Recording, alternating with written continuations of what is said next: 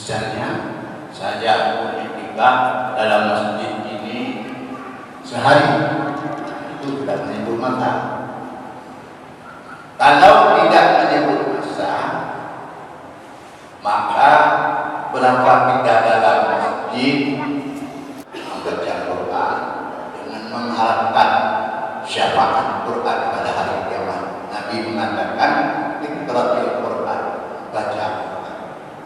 Baik. Ya, kemudian apakah kita dalam masjid itu untuk itikafnya pikir apa? Jawab, pikir apa?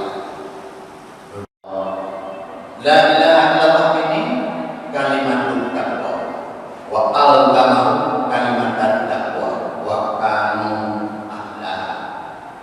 Ya Allah, berikan nur dalam hati, nur Quran. Nur Quran jinak dengan agama, jinak untuk mempersiapkan. Tuh.